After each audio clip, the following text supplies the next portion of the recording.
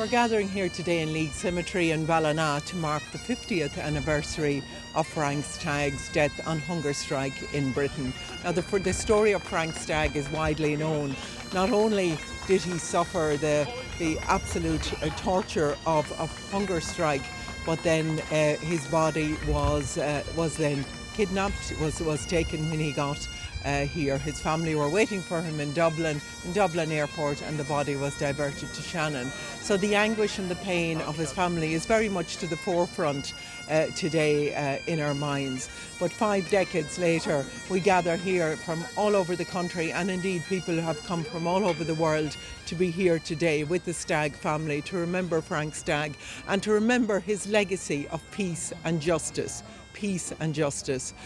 So I'm very proud to be the Mayo TD here today to welcome everybody here. And we have Jerry Kelly, of course, as well, coming from Belfast, who was also on hunger strike at the same time in a British prison. We remember what the hunger strikers and indeed what their families suffered at this time. And we remember and we look forward as well. We look forward to the reunification of our country as we're here today. So that's to the forefront of our minds. Indeed, and what we need to do to have a free and united Ireland, because a free and united Ireland is what Frank Stagg, what Michael Gaughan, what Jack McNeil, what Tony Darcy and the hunger strikers of 81 aspired to. And it reminds us of the job that we have yet to do, of their vision that we have to complete.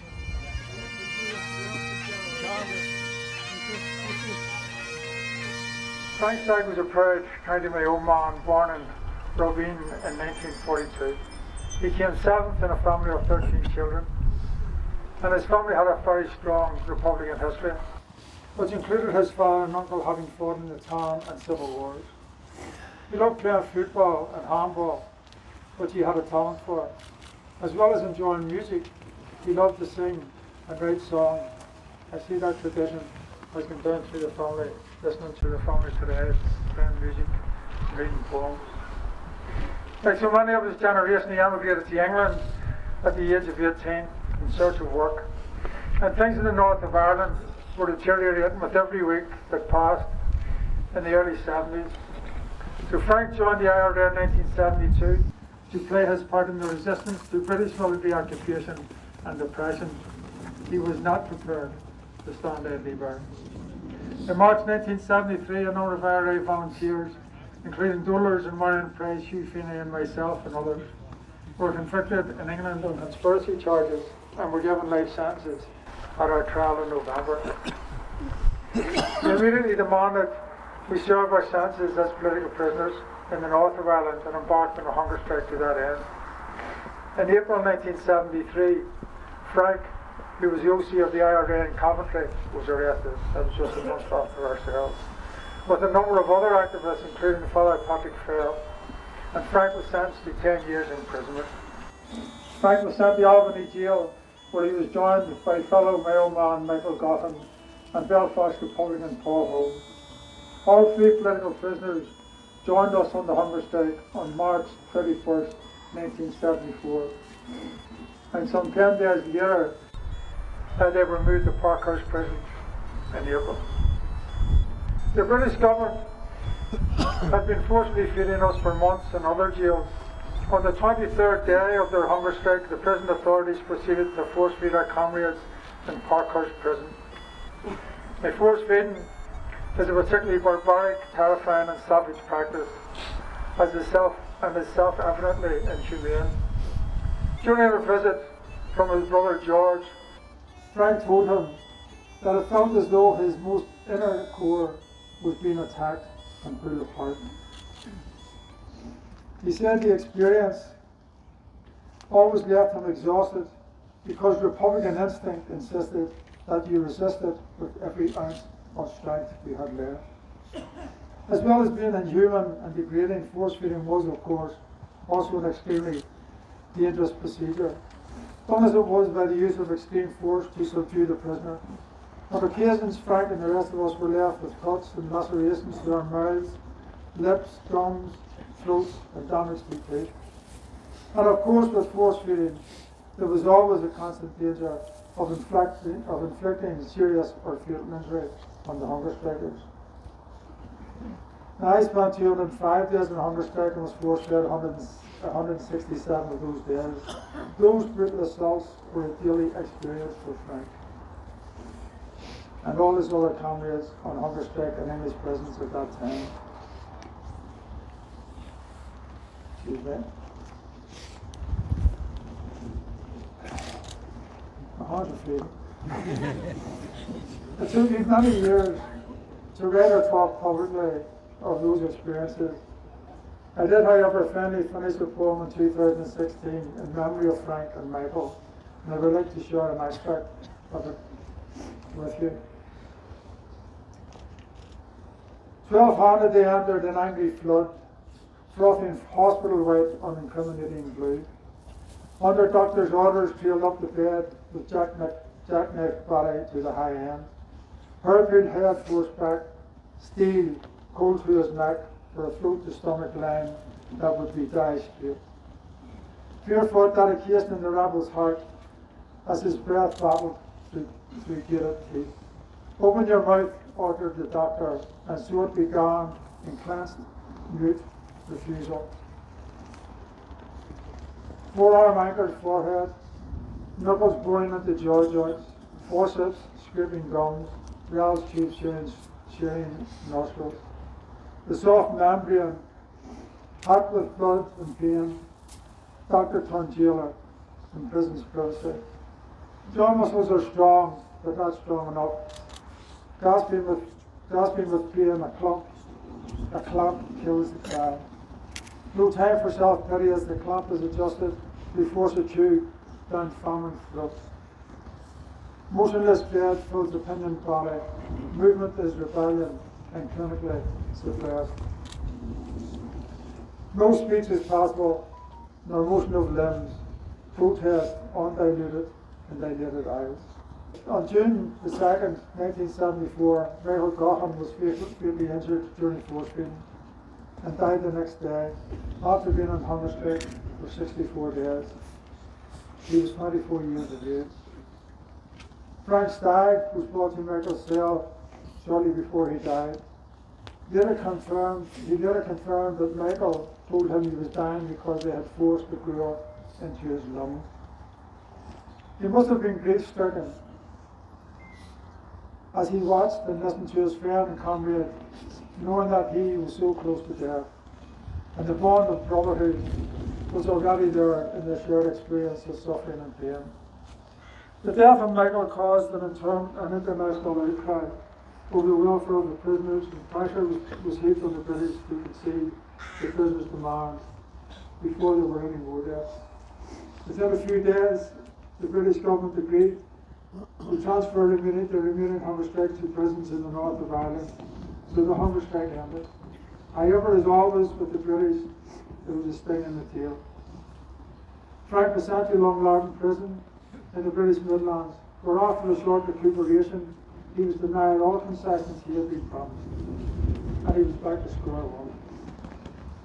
Another consequence of the hunger strike was that the World Medical Council now outlawed the practice of force feeding, declaring it to be inhumane and unethical for doctors to participate in.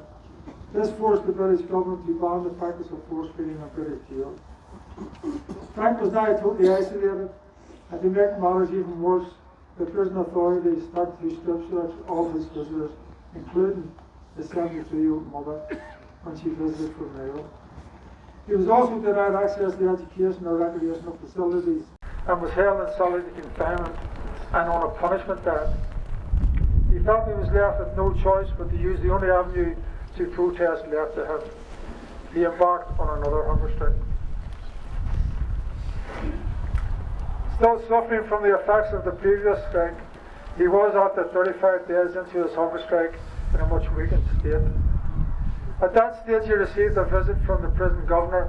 The governor confirmed that Frank's demands for an end of facility confinement and no prison work and a reasonable date for a transfer to the north were being met, and so Frank ended his hunger strike. A few weeks later he was transferred to Wakefield jail. The governor in Wakefield jail immediately denied knowing anything about the guarantees Frank had been given in Óglach prison. He ordered that Frank be put into solitary confinement with no visits for refusing to do prison work. The segregation unit in Wakefield was situated in the cells beneath ground level, with no windows or natural light, and with an infestation of rats. Again, Frank was left with no choice but to protest in the only way open to him. He was forced, once again, to go on hunger strike for a third time. And his demands were simple: an end to his solitary confinement, no prison work, and repatriation to a prison in Ireland. But this time, he declared that his protest would not end until he arrived in a prison in Ireland. His reasonable demands were not met, and after 62 days in hunger strike, he died on the 12th of February 1976. He was 32 years of age. In response to the death of Óglach, Frank Stagg, the Belfast Brigade of Óglach and Hijacking went on the offensive, as did many other areas. 3 volunteers died in the ensuing events in Belfast. Óglach, Sean Bailey, whom I knew, died from injuries sustained in an explosion. Later in the evening, Féin, the young Féin, boy, James O'Neill died in active service. He was 17. I actually spoke at his commemoration event 2 nights ago. A third volunteer, Óglach James McGrillen, who was mentioned earlier, as they were, lost his life on the 15th of February as a result of a shooting. All were attached to the Belfast Brigade and all acted out of comradeship, solidarity and respect for their comrades Óglach, Frank Stagg. While the British government caused his death, it was the Dublin government who reserved the last litany of insults for Frank and his grieving family. They hijacked his body from his family and denied his dying wish to be buried alongside his comrade Michael Gaughan in the Republican plot here in Ballina's Leigue cemetery. The plane taking the coffin bringing Frank's body to Dublin from Leeds Airport was diverted in mid-air away from Dublin, where his family were waiting to receive it. It was instead forced to land at Shannon. The Southern Special Branch then seized the coffin and locked it away in Shannon Airport, refusing anyone to allow anyone, including his mother, to visit it or be near it. It was loaded onto a military helicopter by uniformed Gardaí and flown to Mayo for what can only be described as a sacrilegious funeral. There were no private cars permitted to join the cortege by the then Irish government. Instead, shamefully, approximately 20 armoured military vehicles and about 50 Garda personnel carriers replaced mourners. There were Army and Garda scout vehicles up ahead clearing the route, and roadblocks set up as this pseudo-cortege passed to prevent anyone following. On arrival at Leigue Cemetery, the coffin was put in an outlying grave about 100 or 150 yards away from the nearest grave. A guard hut was set up then, where Garda overlooked the grave 24 hours a day, and all visitors to the grave, including Frank's mother, were recorded, questioned and photographed.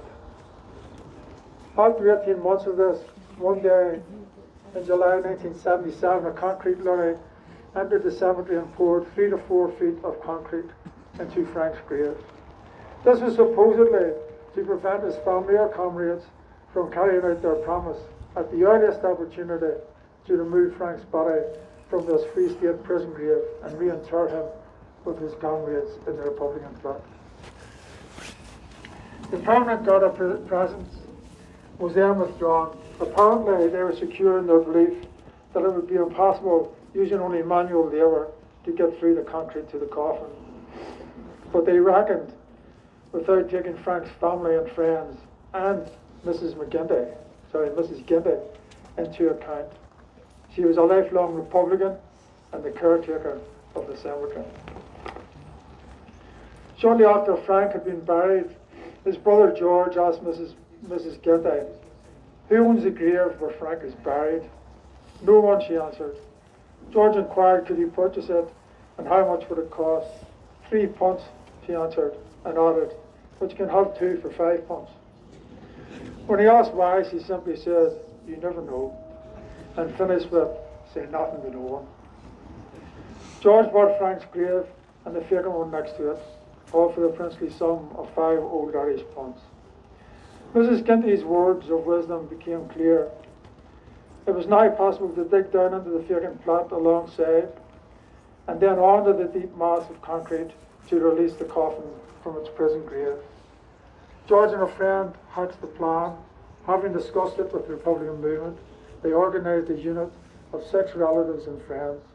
On a dark, cold, wet November night in 1977, and after 8 hours of hard digging, they had the coffin bearing Frank's body removed from its concrete tomb and reinterred safely beside his brother in arms, Michael Gaughan, and the other Mayo martyrs in the Republican flood.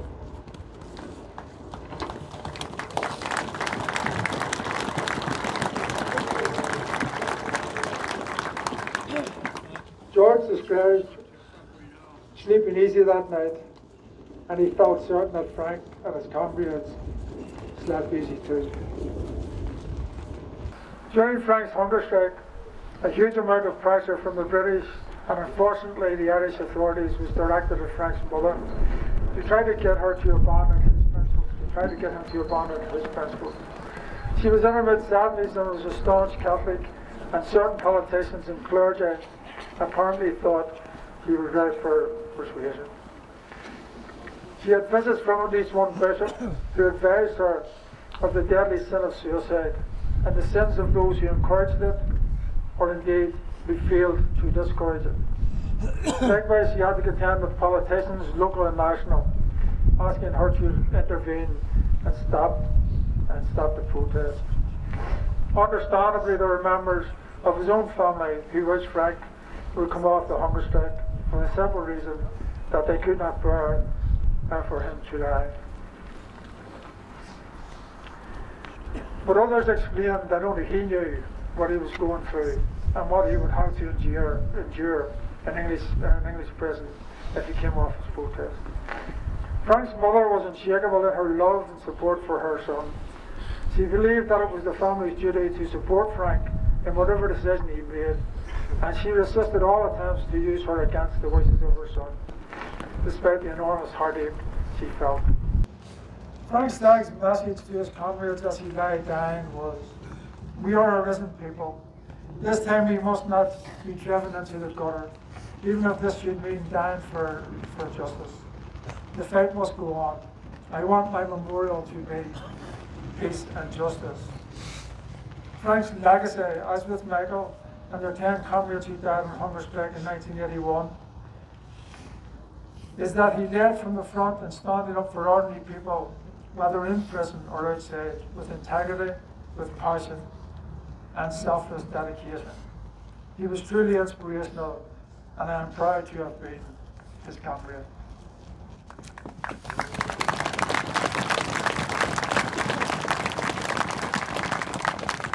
Jimmy Frank Green rúliú, ach dá sé an dá hapla dúin, agus dá sé an dúslan dúin.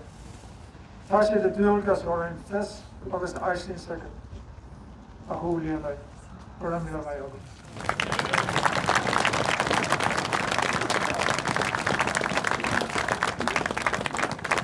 Thanks to Jerry Kelly for giving us the main oration here today. Finally, I would like to call on George Stagg, Frank's brother, who would now like to address you all on behalf of the Stagg family.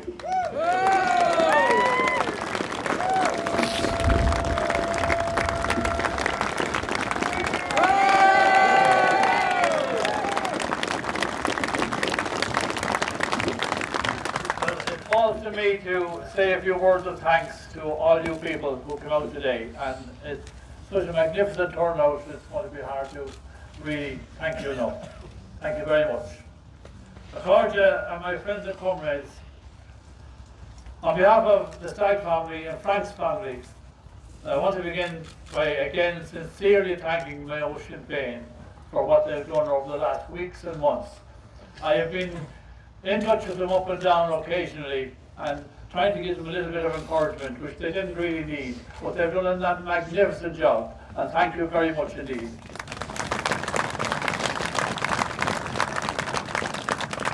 50 years on, the care and the dignity and the commitment shown in remembering Frank is sincerely appreciated by Frank's family. That his sacrifice is not forgotten is so important to us. And we hope that his memory will inspire you and will inspire people throughout the world who struggle for justice and for humanity. Frank was many things to many people, but to us, his family, he was a brother, he was a son, he was an uncle, he was a chair at our table, and he was a voice and a laugh that still echoes in the family. As a family, we have stood in pride and in grief for 50 years. We continue to draw strength and solidarity shown to us by people like yourselves. With your support, we will always continue together to work for the struggle that Frank worked for, which is peace with justice. Frank died on hunger strike, far from home, in a very cold cell in Wakefield Prison. The man here can tell you all about it, Tony Madigan, who later read today.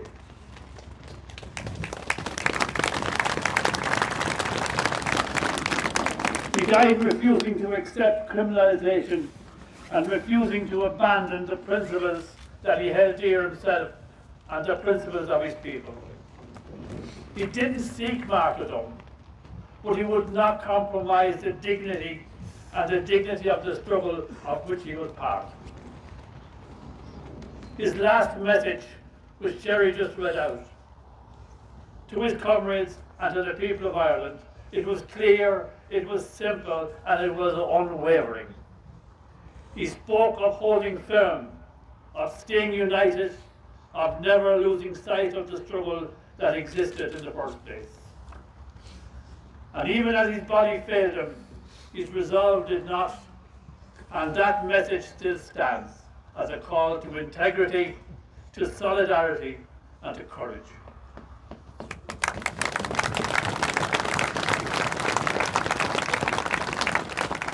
The wind, I'm afraid, has kept my eyes.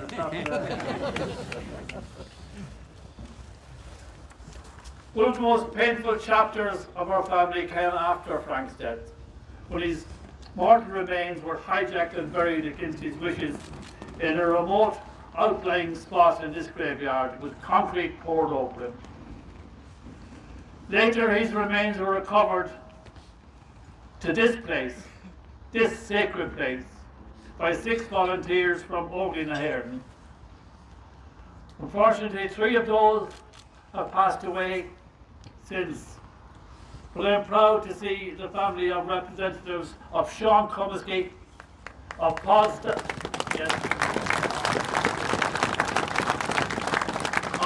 Stanley,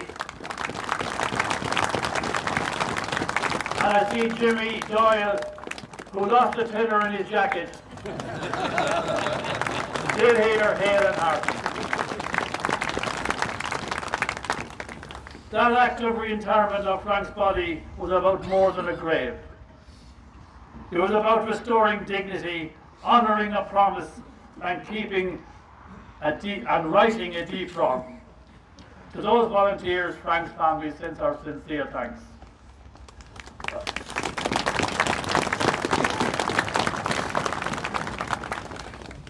Remembering Frank is not really about glorifying death. It's about reaffirming that he lived his life with great purpose and with great promise.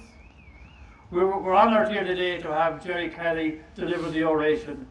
Jerry's own experience and his understanding of imprisonment and his long commitment to the remembrance gives special meaning to his words. We thank him sincerely for being here, and for carrying forward the responsibility of telling these stories with honesty and with respect.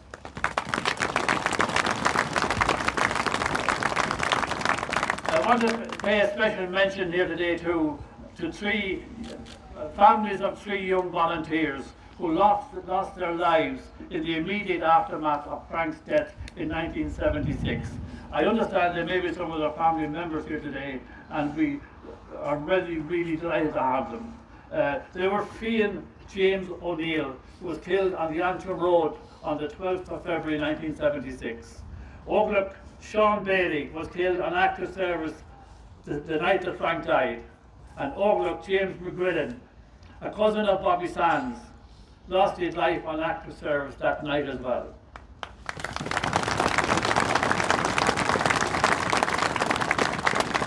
And finally, Óglach in a cell in Wakefield Prison on the 12th of February 1976, as he breathed his last. Frank did whisper to his wife and to his mum, who were in the cell. And his final words were, "So this then is how a hunger strike ends." And a couple of moments later, he took his last breath and he died.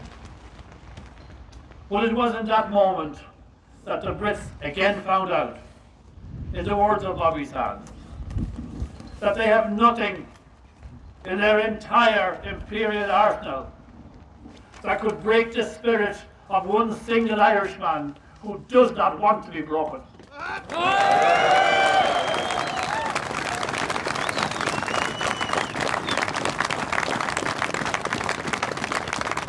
Today, as a family and as friends and comrades, we remember Frank with huge pride and with sorrow,